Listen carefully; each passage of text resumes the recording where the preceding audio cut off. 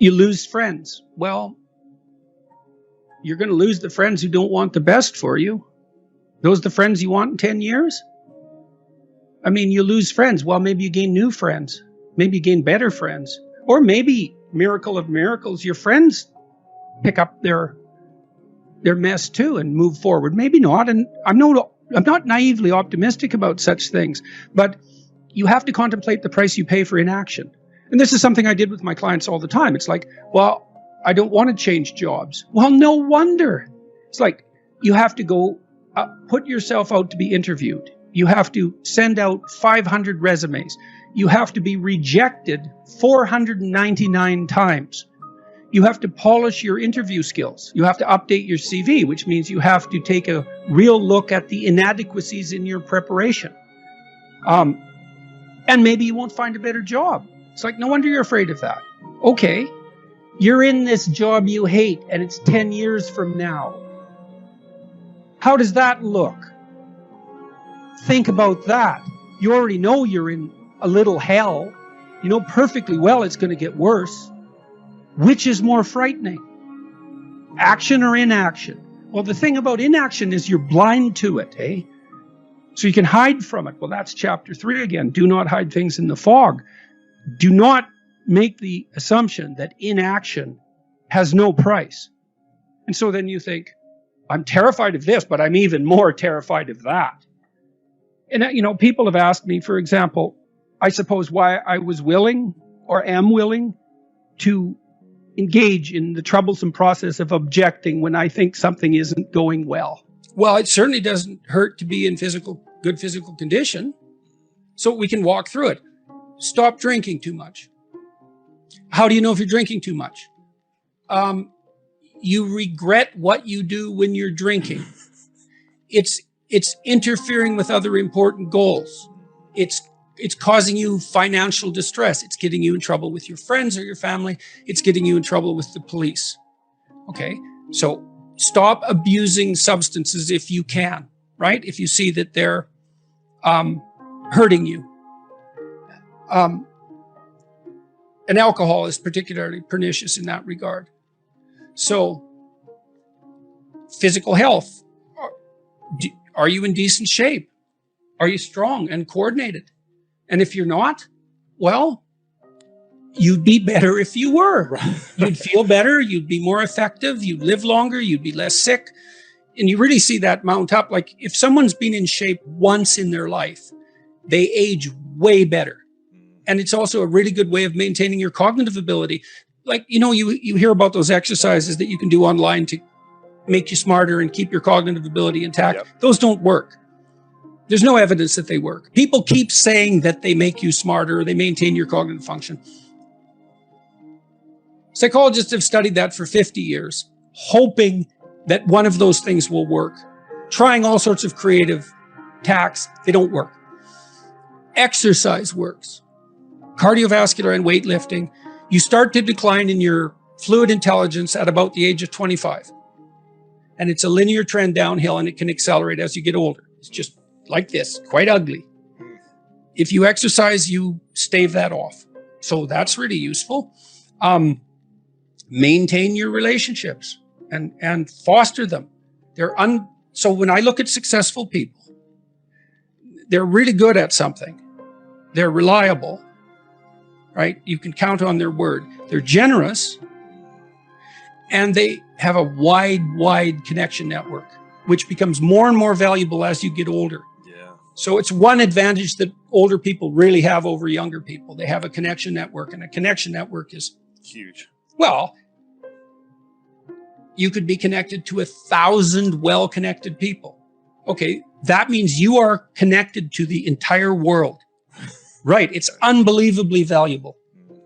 And that's one of the things that's so absolutely remarkable about the situation that I'm in right now. As far as one of the great benefits is I can contact pretty much anybody and they'll talk to me. It's like, really? That's so cool. I'm interested in infrastructure for reasons I won't get into, but I'm interested in infrastructure development.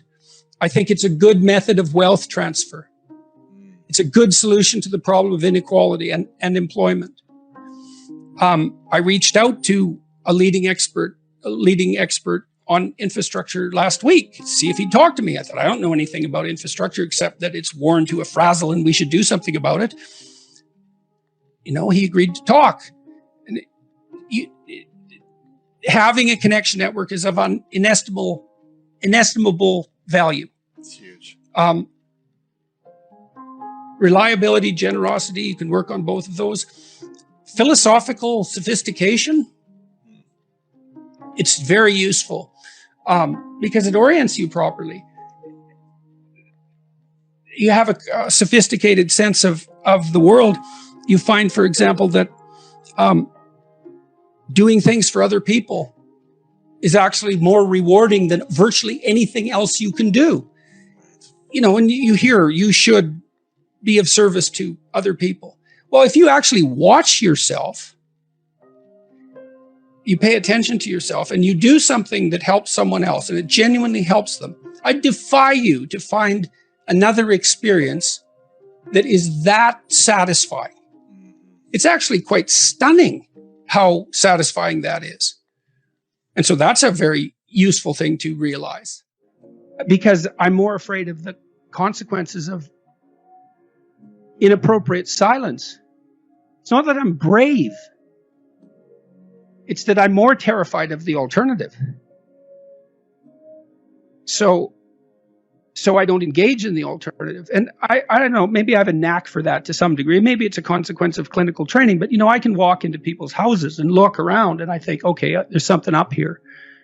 And I mean, people have that ability.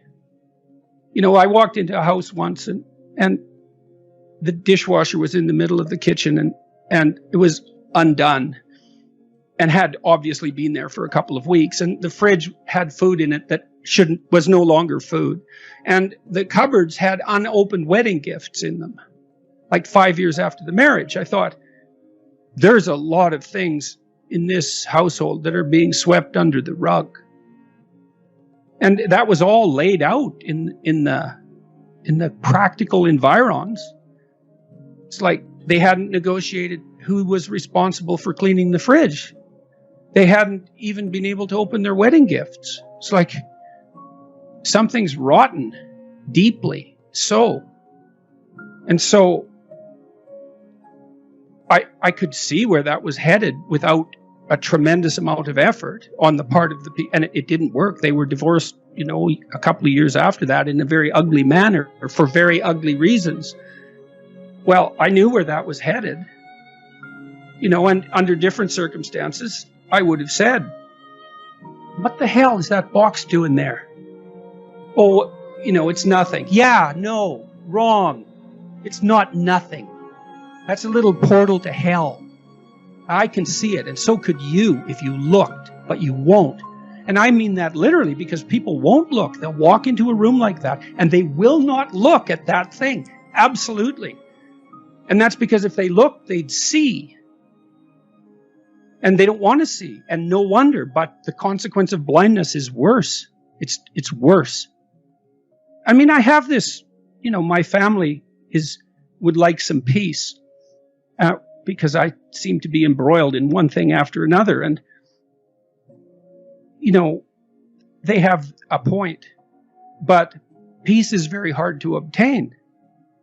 And I can't be blind to what I see in the broader world around me. Not if I see it. If I see it, it's like, there it is. I'm going to say something. Well, I would say by reminding yourself that life is short, that'll add a sense of urgency. By noticing, I calculated, I don't know, when my parents were in their 70s, 60s perhaps, I usually saw them about once every 2 years. We communicate a lot more than that, but we live a long ways apart. So I calculated, well, my dad's probably going to live till his mid-80s or late, somewhere in there. And he's 70, let's say. I'm going to see him 40 more times. It's like, okay, 40 more times. That's urgent. So you better get it right, because you don't have it. You don't have that many opportunities. It's the same when you're formulating relationships in your adolescence, late adolescence, and early adulthood. you don't have that many experiments to run. And you get old a lot faster than you think. So attention is an underrated faculty. It's not the same as thinking. It's watching, to see what's there in front of your eyes, and to guide yourself as a consequence of what you perceive. It's the faculty that transforms thought if you let it. So, and your conscience alerts you as well. Tick, tick, tick. You're wasting time. And very few people are happy with that. Some are burdened by it more than others, but virtually no one escapes that voice of conscience. I suppose to some degree that's the willingness not to engage in self-deception. Chapter 3 in Beyond Order is about that. People don't really repress the things they don't want to face. They just fail to unpack them. Like maybe you're on YouTube regularly, and every time you shut the computer off, you feel somewhat disgusted. But you don't pay any attention to that for a while, for 2 years. But then you decide you're going to pay attention. And then you find out, well, the reason you're disgusted is because you're wasting your life and you know it. And that disgust is indicating that. But unless you attend to the disgust and unpack it, let it reveal itself as informative, you don't know what the message is. You just have a sense of disquiet. It's not easy to transform that sense of disquiet into an actionable plan. And often you have to talk to someone about it as well. You have to discover. So it's not like you're repressing the emotion exactly. It's that you don't undergo the difficult process necessary to unpack it.